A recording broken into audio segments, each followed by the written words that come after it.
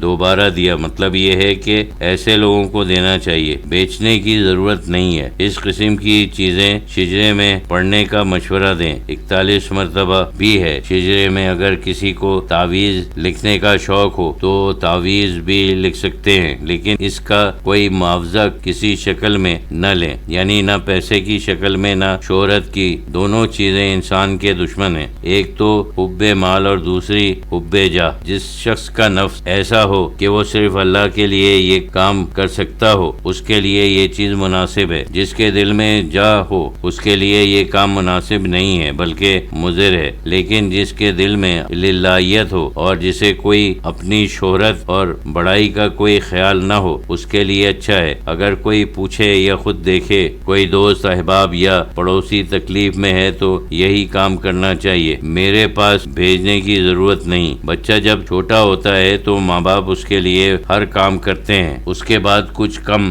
اور کم، آخر کار اس کو آگے اپنے پاؤں پر کھڑا ہونا پڑتا ہے۔ اور آدھے فتیہ کے مرتب سید علی احمد ہمدانی رحمت اللہ علیہ پر بھی کسی نے حال میں ایک کتاب لکھی ہے۔ ایک ادارہ ہے دارالمصفین جو بہت ہی اچھا میرے خیال میں اسلامی کتابیں چھاپتا ہے۔ 2 ادارے تھے، ایک دہلی میں دوسرا اعظم گڑھ میں۔ نام میں کچھ ذرا سا فرق ہے۔ یہاں لاہور میں ایک صاحب نے انہی کے نام سے شروع کیا، اس کا نام بھی دارالمصفین ہے۔ ایک پروفیسر صاحب، انہوں نے کچھ اچھی علمی قسم کی کتابیں شائع کی ہیں۔ ان میں تو ایک تو حضرت عبداللہ بن مسعود رضی اللہ تعالیٰ عنہ کی فقہ اور دوسری سید علی احمد ہمدانی کے سوائے عمری ہے، اور کچھ اور بھی کتابیں انہوں نے گفٹ میں دی ہیں، لیکن وہ اتنی دلچسپ نہیں تھیں۔ لیکن یہ دونوں کافی اچھی ہے، ان کے اوپر محنت سے کام کیا گیا ہے۔ دونوں اتفاق سے خواتین ہی ہیں اور دونوں پی ایچ ڈی ہیں۔ سید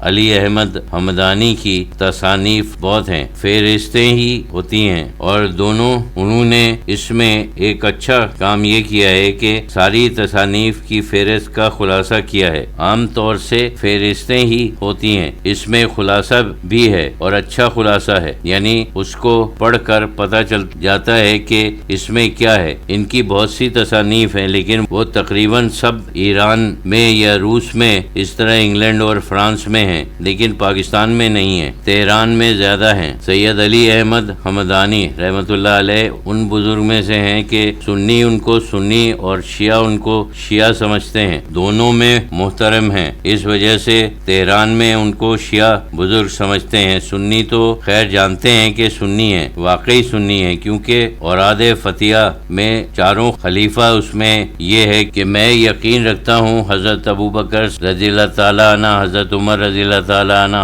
حضرت عثمان رضی اللہ تعالیٰ عنہ اور حضرت علی کرم اللہ وجہہ کے اوپر، یہ اوراد فتیہ میں ہے، یہ تو اس میں کوئی شک نہیں۔ وہ خود سید تھے اور اپنے آباء و اجداد انہوں نے لکھے ہیں، اور خاص طور پر حضرت علی کرم اللہ کے شاید 2 وظائف کے مجموعے بھی ہیں جن میں حضرت علی کرم اللہ وجہ اور اہل بیت کے فضائل ہیں۔ یہ تو ایک خاندانی تعلق کی وجہ سے ہے، لوگ سمجھتے ہیں کہ شاید عقیدہ ہی ایسا ہے، باقی یہ تو بالکل فضول سی بات ہے۔ ہمارا جیسے بھی ہو، اللہ کی حکمت میں شاید یہی بات ہو کہ بعض لوگ ایسے ہوں جن کو سبھی مانے، اچھی بات ہے۔ ہمیشہ ذہن میں رکھنا چاہیے کہ وہی شخص کسی دوسرے کو فائدہ پہنچا سکتا ہے جو خود اس کے اوپر عامل ہو، جس کی وہ تلقین کر رہا ہو، اور دوسری بات یہ کہ اس کے دل میں خلوص ہو، یعنی دکھاوا نہ ہو، اور حب مال یا حب جا نہ ہو۔ جن میں خلوص اور للہیت ہو، کسی کو تلقین کرنے کا مقصد صرف اللہ کو خوش کرنے کے لیے ہو، کوئی اپنا فائدہ نہیں ہو، خاص طور پر کوئی ریائی کام نہیں کرے، جیسے لوگوں پر اثر ڈالنے کے لیے ان کے سامنے کچھ زیادہ عبادت کرے، یا جو اس کا